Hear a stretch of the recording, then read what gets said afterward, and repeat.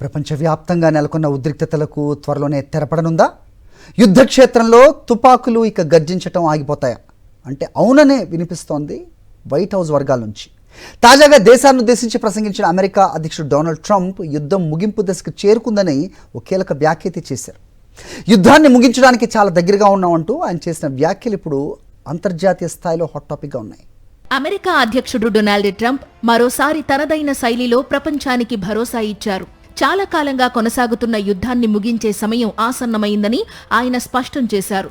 America ప్రయోజనాలే పరమావధిగా శాంతి స్థాపన దిశగా తాము వేగంగా అడుగులు వేస్తున్నామని ఆయన పేర్కొన్నారు. ట్రంప్ తన ప్రసంగంలో ప్రధానంగా అమెరికా బలగాల ఉపసంహరణ, ఆర్థిక భారాల తగ్గింపుపై ఫోకస్ చేశారు. మనం ఎంతో దూరం ప్రయాణించాం, ఇప్పుడు లక్ష్యానికి అతి చేరువలో ఉన్నామని ఆయన తోటి అమెరికన్లకు చెప్పడం గమనార్హం. ఈ ప్రకటనతో అటు స్టాక్ మార్కెట్లు, ఇటు అంతర్జాతీయ దౌత్య వర్గాల్లో ఒకేసారి కదలిక మొదలైంది. అయితే ఈ ముగింపు ఏ రూపంలో ఉండబోతోంది?